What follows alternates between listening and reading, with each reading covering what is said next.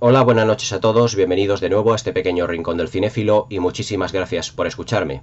Hace muy poquitas semanas, ahora un par de semanas aproximadamente, os expuse en la pestaña de comunidad una nueva encuesta para la sección de grandes directores y os expuse 4 a los que podríais perfectamente votar para comentar aquí en el canal en esta sección. Los directores eran Ingmar Bergman, el sueco Ingmar Bergman, Akira Kurosawa, el italiano Luchino Visconti y el estadounidense Anthony Mann. De todos ellos, el que ha ganado la encuesta por aproximadamente más de un 40% de los votos y además desde el primer momento ha sido el director que ha arrasado sobre los demás, ha sido el japonés Akira Kurosawa. Y para terminar el año, prácticamente se puede decir que este va a ser mi último vídeo de 2024, vamos a terminar hablando de uno de los mejores directores de la historia del cine, sin lugar a dudas. Yo a Akira Kurosawa le incluí en aquel vídeo, en aquella lista que hice de los 15 directores, mejores directores de la historia del cine, según mi criterio, porque no me quedaba otra. Akira Kurosawa está considerado a día de hoy ya no solo como un director de culto, sino como el mejor director japonés de la historia del cine y el mejor director oriental de todos los tiempos.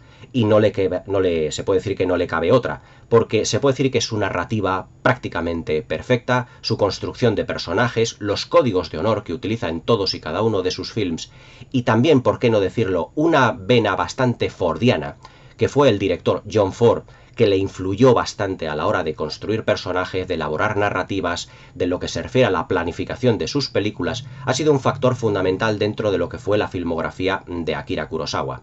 Pero vamos a ir hablando de este director porque realmente hay muchísimo del que hablar, de este gigante del cine, que nos dejó además una filmografía no excesivamente larga. Creo que filmó alrededor de unos veintitantos o casi 30 o no llega a los 30 títulos aproximadamente, pero muchas de ellas ya consideradas como obras de culto y obras maestras indiscutibles de la historia del cine. Kenzo Mizoguchi y Yatsuhiro Ozu también son dos de los grandes directores japoneses que también estuvieron bastante influenciados por Akira Kurosawa, y aunque a Mizoguchi y a Ozu también se le dan una gran importancia y con títulos absolutamente memorables, es Akira Kurosawa por méritos propios el mejor director oriental y el mejor director japonés de todos los tiempos. La verdad es que la temática que tiene Akira Kurosawa en lo que se refiere a sus películas es muy amplia y muy diversa, y ahora vamos a hablar de todo ello.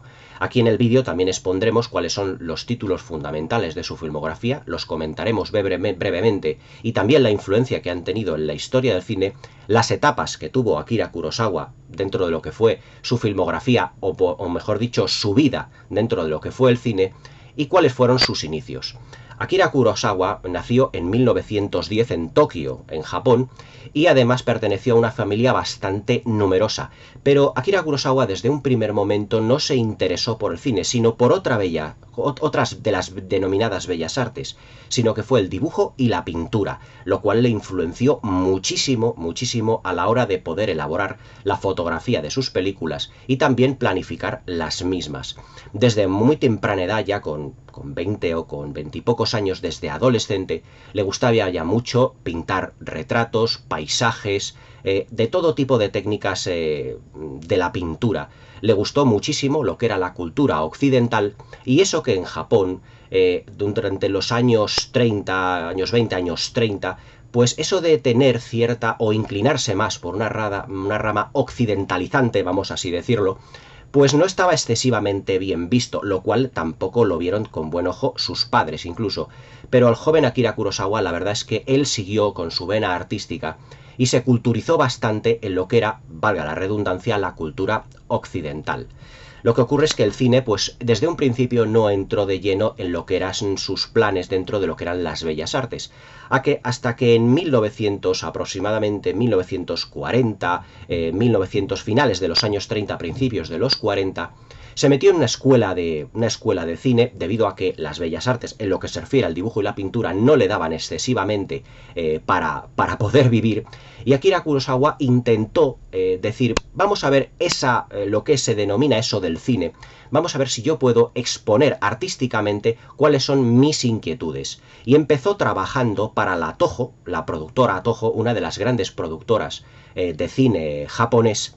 Aquella productora, además, que es la encargada o la que fue la que dirigió aquellos films de Godzilla, sin ir más lejos, una de las más importantes de Japón en aquella época, como ayudante de dirección, haciendo, es decir, pequeños pinitos en la dirección de cine, aunque sin dar de lado para nada lo que era su vena artística en lo que se refiere al dibujo y la pintura, que ya os digo, eso luego lo tomó muchísimo en consideración para lo que era la fotografía de sus películas. Si me permitís el inciso, no hay más que ver, por ejemplo, los bosques como están filmadas, la tundra, lo que son, por ejemplo, la luz de muchas de sus películas, Yojimbo, Trono de Sangre, Rashomon, Los Siete Samuráis, Dersu, Uzala, Barbarroja.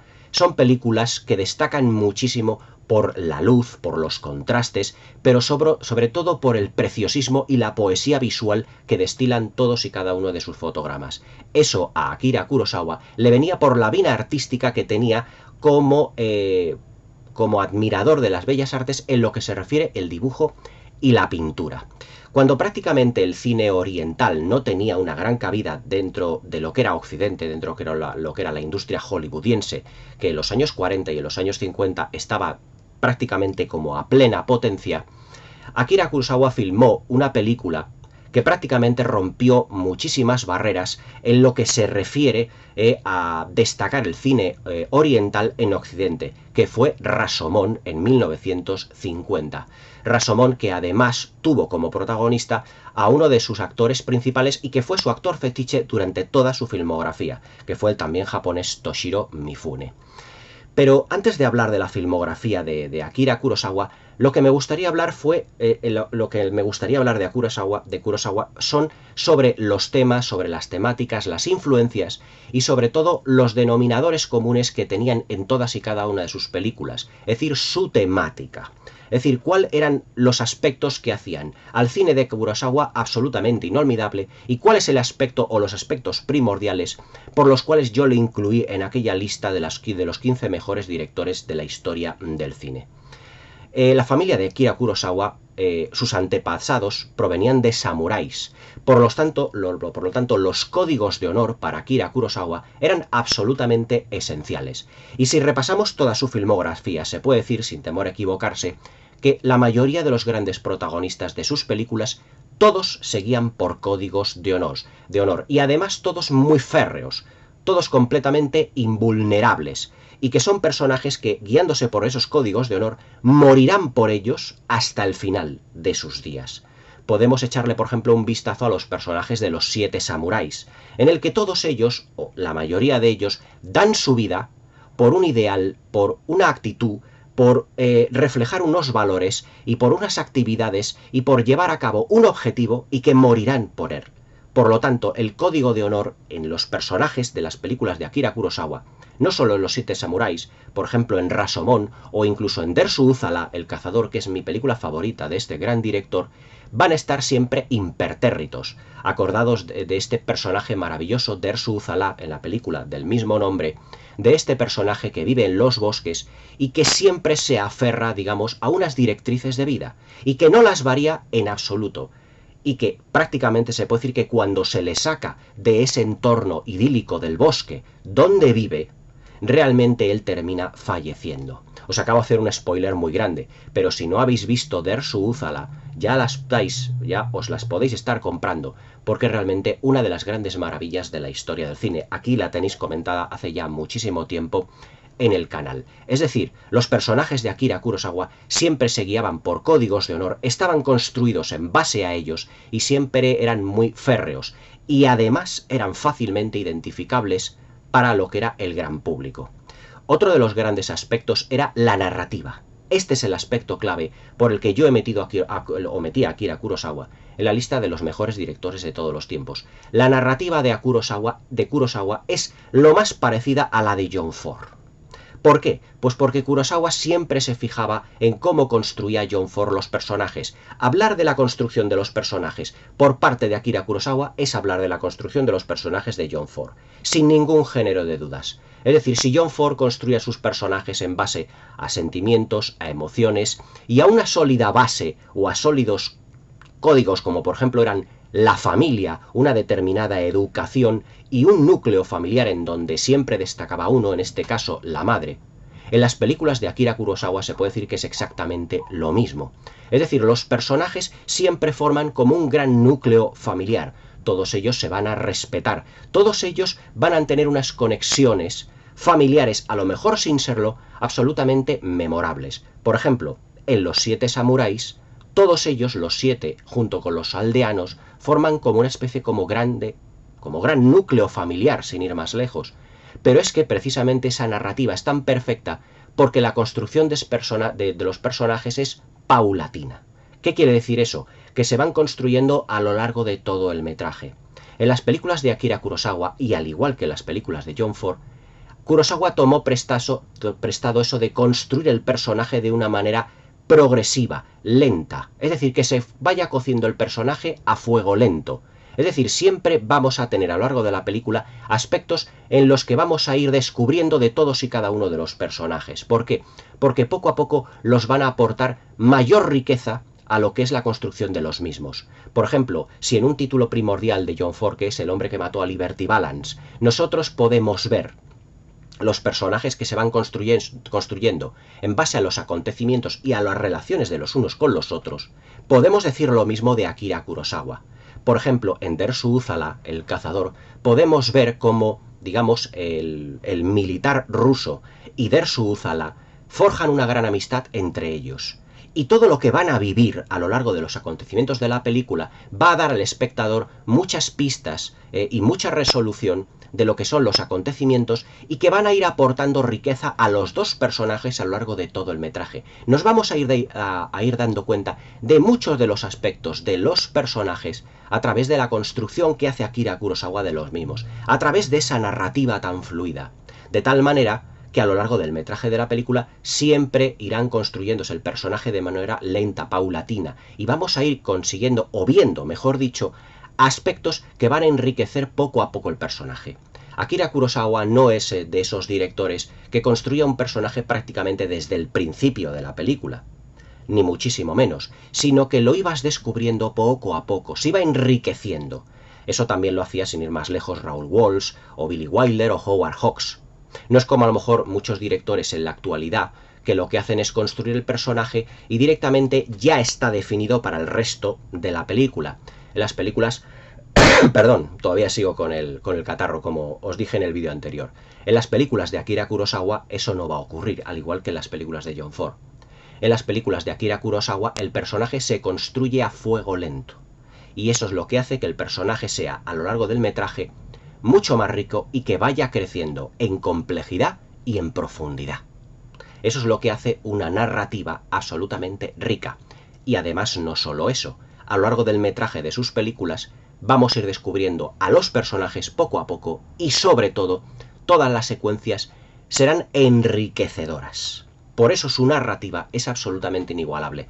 Eso muy pocos directores en la historia del cine pueden decirlo, porque hace falta un talento especial para meterse de lleno en sentimientos, en emociones, en ver el personaje desde dentro y que desde dentro pueda fluir hacia afuera, hacia el espectador. Eso era una de las cumbres que tenía Akira Kurosawa y que fue influenciado por John Ford en ese aspecto. Akira Kurosawa se puede decir que no es que sea un plagiador de John Ford, no, pero supo orientalizar, vamos a decirlo así, el estilo de John Ford dentro de sus films, consiguiendo una narrativa absolutamente perfecta. Por eso es uno de los grandes directores de la historia del cine. Fijaos, Akira Kurosawa no es un director que empezó filmando cine mudo como John Ford, pero supo captar la esencia que tenía John Ford, que sí había empezado a filmar cine mudo, y que por lo tanto lo que hacía era un cine muy visual. El cine de Akira Kurosawa también copió, más o menos, o orientalizó los elementos visuales del cine de John Ford, como ahora os voy a pasar a decir. Si os acordáis de John Ford, él daba muchísima importancia al paisaje, o sea, el paisaje, el Monument Valley, los decorados, la profundidad de campo, eran elementos muy importantes dentro de la filmografía y de los aspectos técnicos de John Ford. Akira Kurosawa hizo exactamente lo mismo, pero eso trasladándolo al cine sonoro, es decir, no teniendo la base del cine mudo, pero supo copiar la esencia de la imagen del cine mudo, que ese es uno de los grandes pilares que tiene Akira Kurosawa. si os fijáis en las películas de Kurosawa, los aspectos de la naturaleza, los bosques, los ríos, los puentes, las laderas, cobran una importancia realmente fundamental, incluso en muchos aspectos dramático.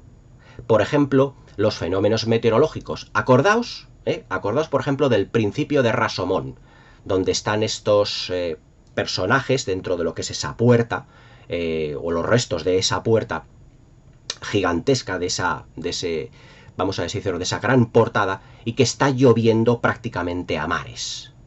Durante mucho tiempo se tira lloviendo. Es decir, la naturaleza, en este caso, el fenómeno meteorológico, va a cobrar una importancia porque forma parte de la propia puesta en escena de Akira Kurosawa. ¿Qué es lo que ocurre al final, por ejemplo, de los 7 samuráis? Que la batalla final entre los ladrones, los samuráis y los del pueblo, los aldeanos, se realiza bajo la lluvia, bajo una lluvia torrencial. Acordaos, por ejemplo, de aquellos planos de los cascos de los caballos, de los ladrones, que se están moviendo constantemente en un barrizal constante. Es realmente brutal. Acordaos, por ejemplo, de las ventiscas de Dersu-Uzala, cuando al militar ruso y a Dersu-Uzala construyen ese refugio, porque si no va a venir una ventisca, perdón, va a venir una ventisca que se los va a llevar por delante. Es decir, la naturaleza es un elemento primordial dentro de la narrativa de Akira Kurosawa. Por ejemplo, también, si mal no recuerdo, en Trono de Sangre, ya no solo la lluvia, la nieve, es decir, hay muchísimos aspectos dentro de lo que es la naturaleza que lo que hace es involucrarse dentro de lo que es la historia. Es decir, Akira Kurosawa en ese aspecto va un paso más allá que John Ford o incluso que Anthony Mann. Si para los directores del western, como John Ford, por ejemplo, el Monument Valley, lo que eran las laderas, lo que eran, por ejemplo, los grandes desiertos, es decir, todo eso cobraba una gran importancia dentro de lo que era su narrativa, o como Anthony Mann bajaba la cámara para que las ruedas de los carruajes levantase polvo, y que todo eso le diera una apariencia poderosamente física a sus películas. Kurosawa va un paso más allá. Iba a decir, es que mis personajes van a estar ya no solo condicionados en parte por los fenómenos de la naturaleza o por el paisaje, sino van a estar condicionados completamente. La batalla de los 7 samuráis al final con los ladrones es una batalla condicionada por la lluvia. La amistad que se forja entre Dersu-Uzala, el cazador, y el militar ruso, se puede decir que se forja en base a un refugio que han construido gracias a una tormenta de nieve, tormenta de viento, como la querramos llamar. Es decir, la naturaleza condicionará a los personajes.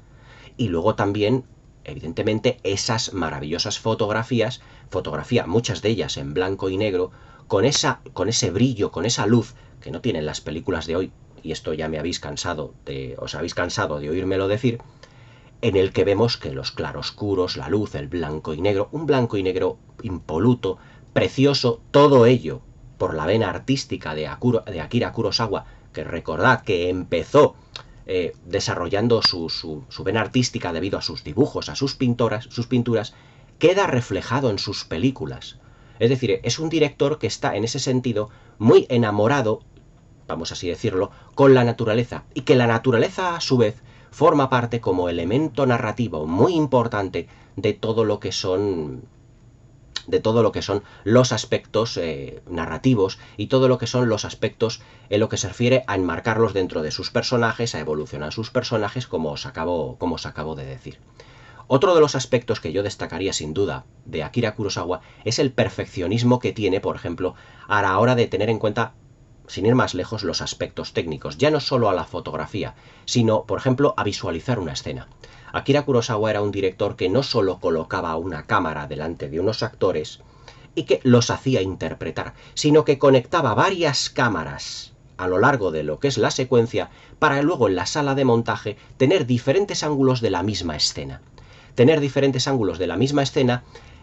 Porque Akira Kurosawa pensaba que teniendo diferentes ángulos de las mismas interpretaciones de los personajes o con la cámara en diferente manera, pudiese captar gestos de los personajes, de los actores, que pudiesen aportar mayor riqueza a los mismos y por lo tanto mayores matices en la personalidad y en la construcción de esos mismos personajes.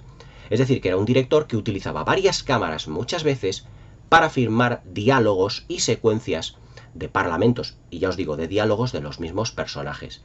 Y sobre todo era un director que tenía una máxima que esto, por ejemplo, le hacía como muy occidental en ese sentido.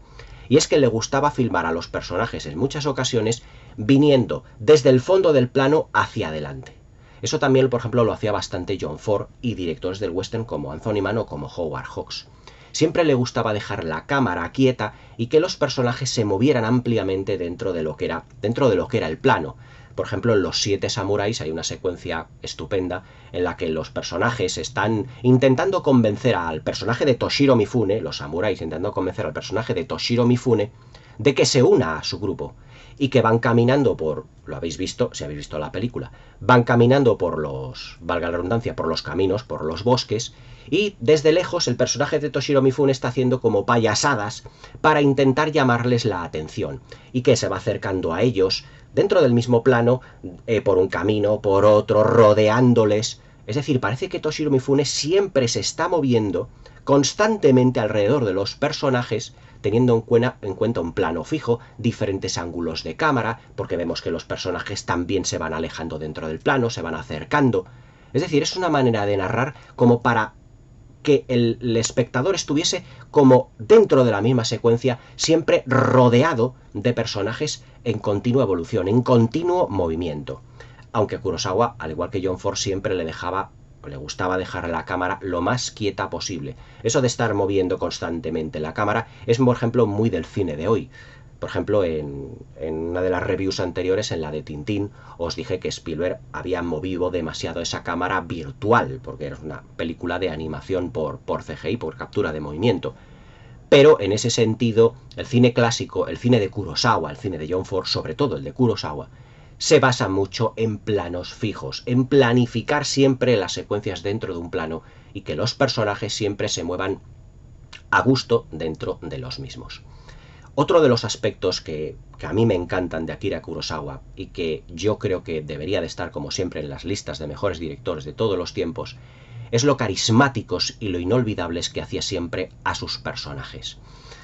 Uno de mis personajes favoritos, además del de Dersu Uzala, es el personaje de Takashi Shimura, en Los 7 Samuráis, que es el líder de los samuráis o de los Ronin. Que acordaos que el samurái es el guerrero que tiene o que está siempre a las órdenes de un señor feudal, pero es que el Ronin es el samurái que se ha quedado sin señor feudal. Pero el personaje que hace Takashi Shimura en esta película es absolutamente maravilloso, porque es de una nobleza, es de un aplomo, es de una paciencia cuando toma las decisiones y siempre sonriendo, siempre viendo las cosas desde el lado positivo, que es absolutamente inolvidable. Si yo tuviese que hacer una lista de mis personajes favoritos de la historia del cine, sin duda el personaje de Takashi Shimura, de Los 7 Samuráis, sería prácticamente pues uno de los 3 o 4 primeros, sin ir más lejos.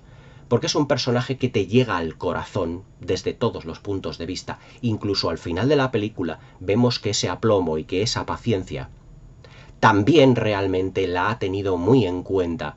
Al final, cuando hay ese giro argumental al final de Los 7 Samuráis y que el personaje de Takashi Shimura se lo toma como diciendo: yo he cumplido, por así decirlo, el objetivo que tenía en esta misión y la actitud de los aldeanos ya no me va a afectar para nada.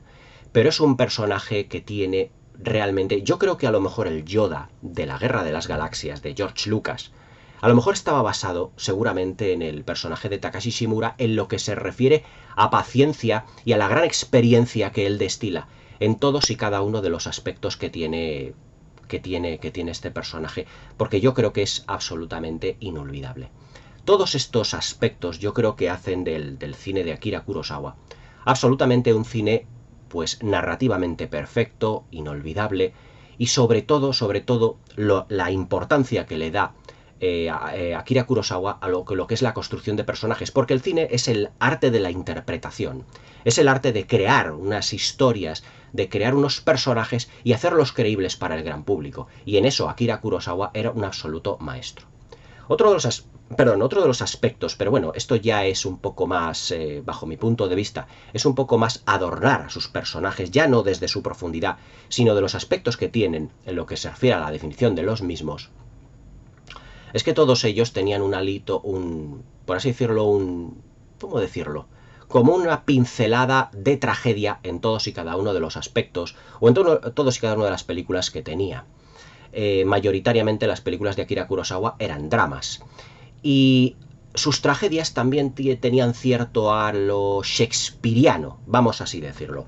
Por ejemplo, se puede decir que, sin ir más lejos, que Ran, una de las películas ya de los años 80, ya en color, muy espectacular, está basada en El Rey Lear de William Shakespeare. Prácticamente se puede decir que es una adaptación del Rey Lear, una de las mejores, diría yo, adaptaciones del Rey Lear. Y también se puede decir que aproximadamente Trono de Sangre tiene pinceladas de Macbeth. Akira Kurosawa, como os he comentado al principio del vídeo, en esa occidentalización de su cultura, de lo que fue absorbiendo, también, además de ser o especializarse, o mejor dicho, interesarse por las bellas artes, también le gustó muchísimo la literatura. Los temas shakespearianos de las tragedias, como la venganza,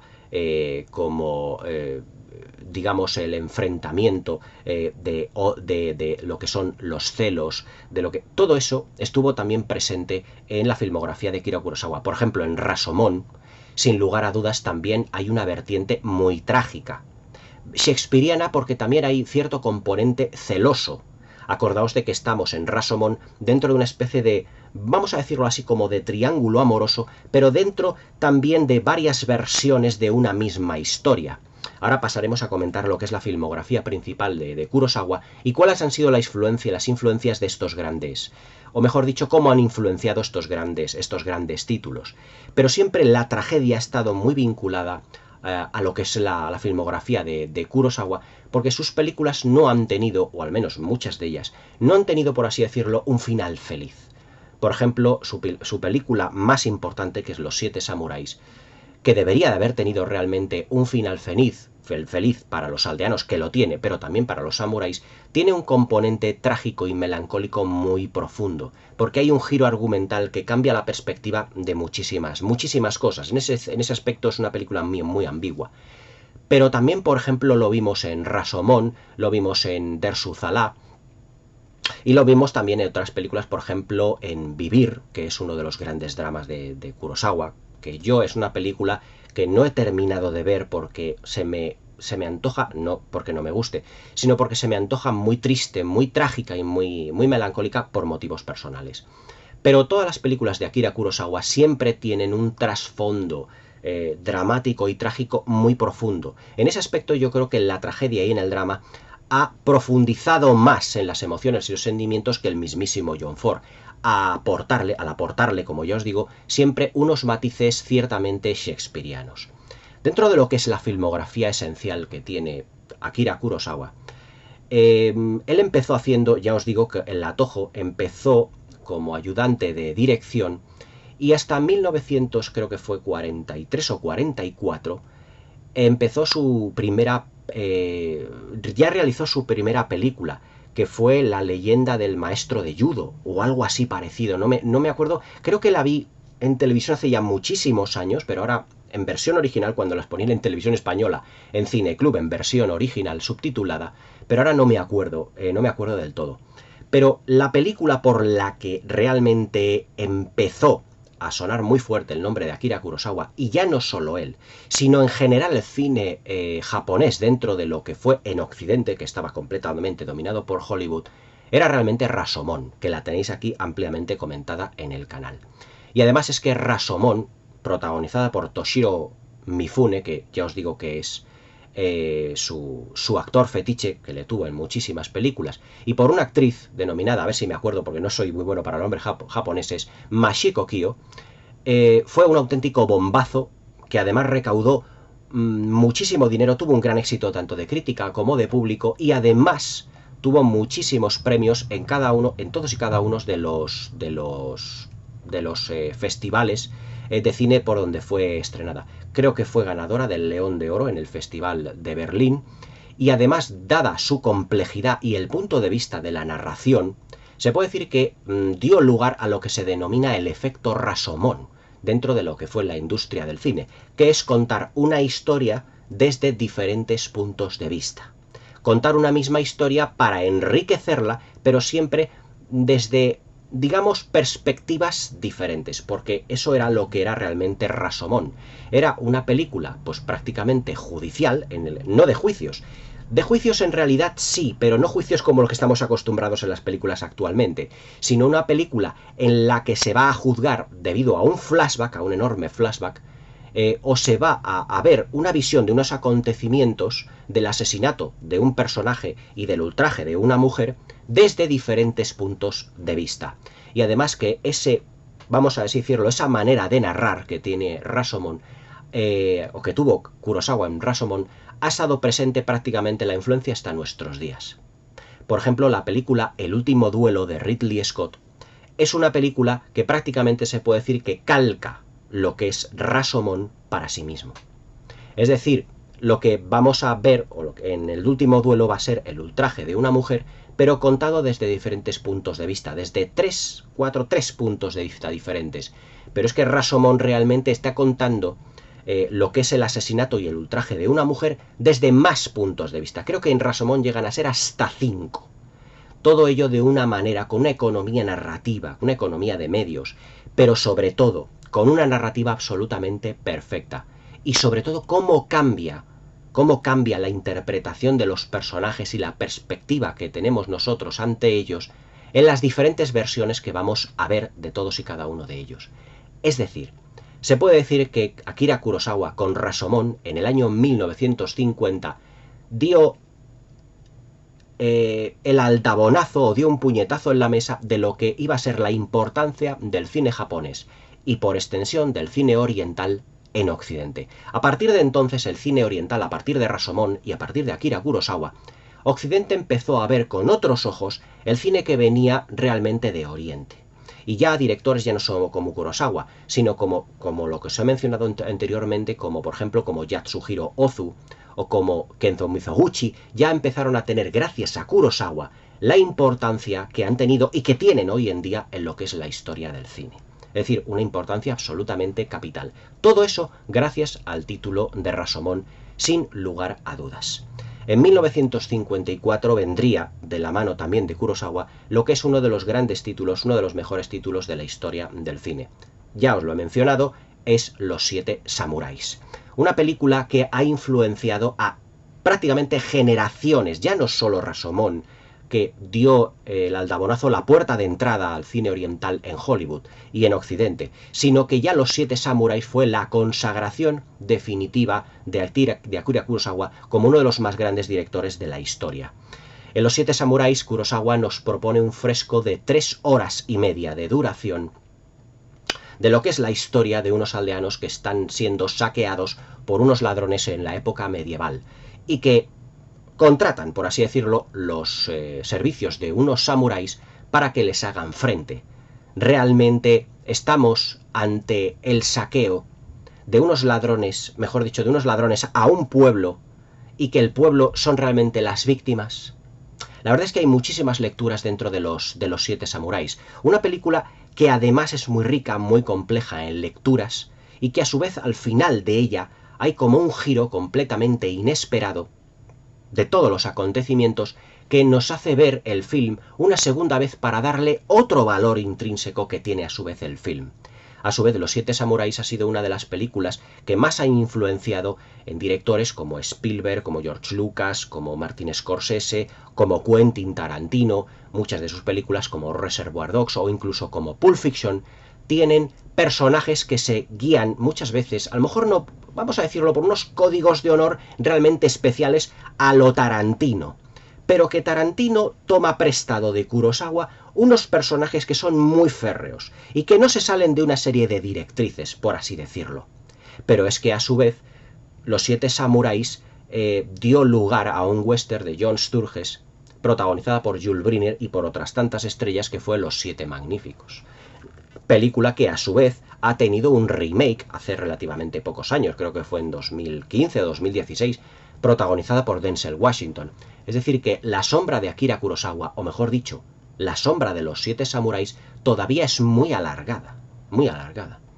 Como una película de 1954 todavía hoy está en perfecto, vamos así decirlo, funcionamiento y que puede seguir inspirando a muchísimas generaciones de nuevos directores, incluido las de los 80, de las de los 90, incluido las del nuevo Hollywood. Kurosawa fue un director que también además tuvo una gran influencia, o ha tenido una gran influencia en directores como Spielberg y sobre todo como George Lucas. Se puede decir sin temor a equivocarse que la Guerra de las Galaxias bebe mucho de la filmografía de Kurosawa, sobre todo de una película que se llama La Fortaleza Escondida, pero más, por ejemplo, del tratamiento que tiene, por ejemplo, los Caballeros Jedi.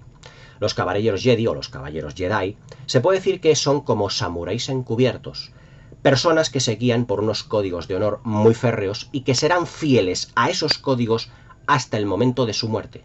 Esto me lo habéis oído decir anteriormente, pero referido a los personajes de las películas de Kurosawa. Pues esto es perfectamente extrapolable y extendible a las películas de la Guerra de las Galaxias. ¿O es que tanto los Lord Sith como los Jedi no se guían por una serie de directrices y que son completamente fieles a ellas? Bueno, vamos a decir que Anakin Skywalker no lo fue, pero sí que se fijan en todas esas directrices y son constantes para ellos.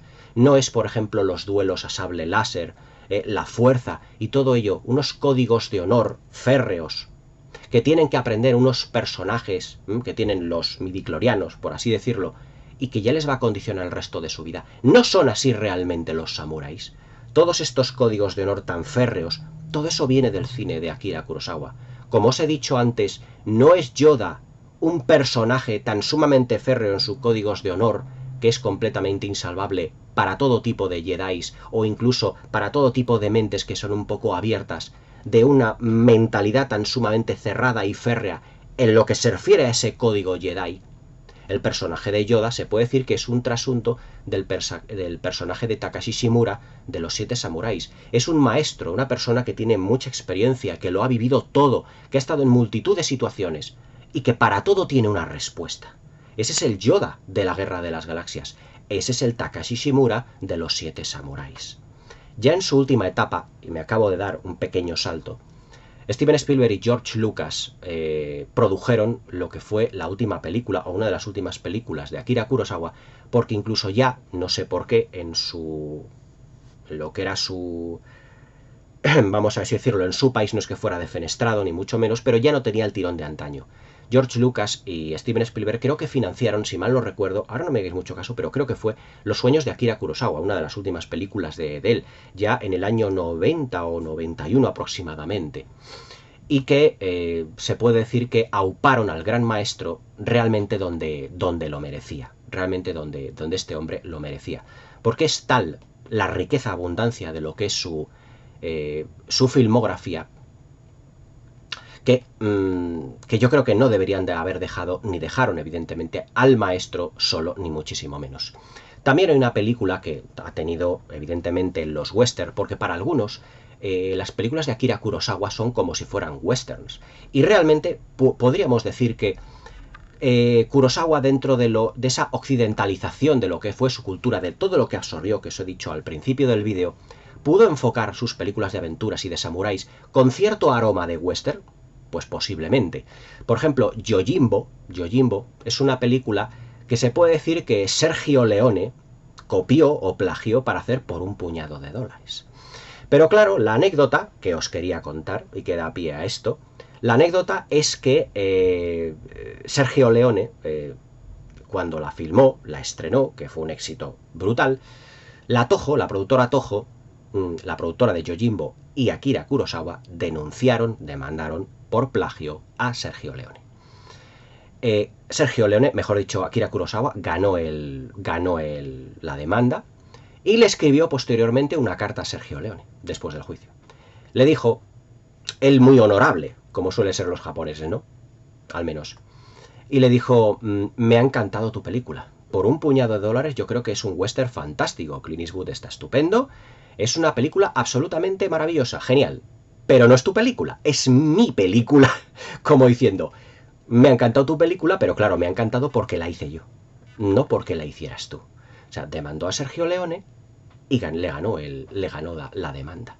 Es decir, para que veáis que Akira Kurosawa, siguiendo los códigos de honor de sus personajes, le demandó, siguió hasta el final y le ganó el pleito.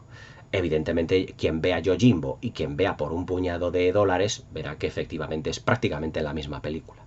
A día de hoy, evidentemente, cuando Ridley Scott ha hecho ya El último duelo, pues no ha podido ser denunciado por Akira Kurosawa. Akira Kurosawa falleció en el año 98, a la edad ya de 88 años, ya era mayor. Pero hay que reconocer que nos ha dejado una grandísima y maravillosa filmografía. Ya posteriormente, acercándose los años 60-70, Akira Kurosawa empezó una serie de viajes a lo largo de Europa, de Occidente, y le encantó todo lo que era la parte de Rusia, la Unión Soviética, y quiso filmar allí una de la que yo considero que es sus mejores películas y mi favorita, que es Dersu Uzala, el cazador, por la que la ganó la Palma de Oro en Cannes. Dersu Uzala es la historia de amistad más profunda, más bien hecha y más conmovedora que yo he visto, no en una sala de cine, porque se estrenó en el 75, yo no había nacido todavía, pero que yo he visto en una pantalla. La historia de amistad entre un grupo de soldados rusos dentro de la tundra rusa, de la taiga, que se encuentran a un personaje viviendo allí en el bosque, a un auténtico mountain man, como dirían los estadounidenses, llamado Dersu Uzala, que se conoce y que interpreta y que lee la naturaleza de un modo magistral. Y aquí es donde Akira Kurosawa se luce, porque nos brinda algunas de las imágenes más bellas de la historia del cine. Atardeceres, puestas de sol, bosques caducifolios, con esas hojas anaranjadas, rojizas, verdosas. Cuando nosotros somos testigos de la amistad que se produce entre uno de los soldados de las tropas rusas y Dersu Uzala, vamos a ser testigos de una de las más bellas historias de amistad en un marco absolutamente idílico. Idílico, poético y lleno de lirismo. Esa poesía y ese lirismo que se puede decir que ya han desaparecido por completo del cine actual. Porque se puede decir sin temor a equivocarse que Kurosawa filma los bosques como si realmente él estuviese viviendo de ellos, con una riqueza de detalles, los ríos, las vaguadas, lo que son las estepas, de una manera que yo creo que es admirable. Una obra maestra absolutamente rotunda, pero sobre todo ese final absolutamente trágico también, cuando, incapaz ese soldado ruso de romper la amistad con Dersu Uzala, se lo quiere llevar a vivir a la civilización. Pero Dersu Uzala forma parte del bosque, es como si fuera un animal más, como si fuera un árbol más, como si fuera una hoja más, lo que hace que caiga en una absoluta depresión y que Dersu Uzala acabe falleciendo. Como todas las grandes películas de Akira Kurosawa, estamos ante una gran tragedia. Pero dentro de esa tragedia que es el final de la película está dividida en dos partes, absolutamente antológicas las dos. Todo lo que es la estancia en el bosque de esos personajes la transforma en una película que es completamente inolvidable. Dersu Uzala es una de las grandes películas orientales de la historia del cine, y no solo porque sea a lo mejor mi película oriental favorita, sino porque tiene una relación de amistad tan sumamente férrea que, ateniendo a esos códigos de honor que os he dicho anteriormente, los personajes van a encontrar vínculos entre ellos. Van a pasar de lo que es, digamos, el desprecio al personaje de Dersu Uzala a la total admiración por él. A una admiración por el conocimiento que tiene del bosque, pero también de la vida. Una vida que es completamente distinta a la que los soldados rusos han llevado. Tiene un concepto de vida completamente distinto, un concepto de lo que es la salud, un concepto de lo que es vivir, de lo que es aprovechar, digamos, el momento, ese carpe diem. Pero sobre todo, cómo Dersu Uzala sabe interpretar las señales que el bosque y la naturaleza le dan. Por ejemplo, si Anthony Mann y John Ford utilizaban ese Monument Valley, esos caminos rocosos, empedrados, haciendo de sus películas experiencias poderosamente físicas, Kurosawa en ese sentido va un paso más allá. Y se crea un personaje que interpreta la naturaleza. Ya no solo que la naturaleza forme parte de la película y que la película sea poderosamente física, es que los personajes forman parte de la naturaleza. Por ejemplo, yo creo que el personaje de Radagast el Pardo, el personaje ya no de la novela de las novelas de Tolkien, no del Señor de los Anillos, no, yo creo que el personaje de Radagast el Pardo, que hizo o que plasmó Peter Jackson en la trilogía del Hobbit tiene mucho de Dersu Uzala, salvando las distancias, evidentemente. Porque también interpreta las señales de los animales, del bosque. Es otro personaje que está inmerso en esa capacidad de leer en la naturaleza lo que va a ocurrir. Por ejemplo, en la secuencia que ya me habéis visto comentar, en esa estepa que va a venir una tormenta terrible, y en la que Dersu le dice al soldado, a su amigo, soldado ruso, hay que construir un refugio porque si no moriremos. Es porque Dersu Uzala lee en los elementos, lee en el paisaje, y Kurosawa lo plasma en imágenes, que va a venir una tormenta, va a venir una tormenta de viento, de lo que sea, y que pueden ellos fallecer. Cómo van construyendo ese refugio, pero cómo Dersu Uzala va midiendo los tiempos para poder salvarse a sí mismo y a su amigo la vida. Cuando este soldado ruso ve que le ha salvado la vida, todo lo que ha hecho, y que él no ha visto venir todo lo que iba a ocurrir, el fenómeno meteorológico que iba a venir, evidentemente le tiene que dar las gracias de un modo brutal a Dersu Uzala, diciendo: te has ganado mi amistad para el resto de mis días. Es decir, esa es la manera que tiene Akira Kurosawa de mostrarnos sentimientos y emociones, a través de salvar la vida a un personaje, a través de leer en la naturaleza elementos complejos. Es decir, la naturaleza ya no es que forme parte de un paisaje protagónico, es que forma parte de la narrativa de los propios personajes, de la narrativa de la propia película, y es condicionante de los mismos. Realmente es todo eso absolutamente admirable. Luego, sin ir más lejos, también los entornos idílicos, por ejemplo, que vemos en Rashomon, incluso contrastando con lo que es la tragedia de los acontecimientos, un ultraje de una mujer, un asesinato, pero todo dentro de un cuento, una especie como de cuento de hadas, en entornos de un bosque llenos completamente de árboles, rodeados con esos luces, con juegos de luces, de sombras, con esos con esas estancias dentro, dentro del bosque, por esos caminos, esos puentes hechos de bambú, esos montes que parecen eternos, que se pierden en la distancia. Es decir, Akira Kurosawa era un director que estaba dotado por la varita, por la mano de Dios, para poder filmar un entorno natural completamente idílico, cargado de poesía, ya os digo, y de lirismo.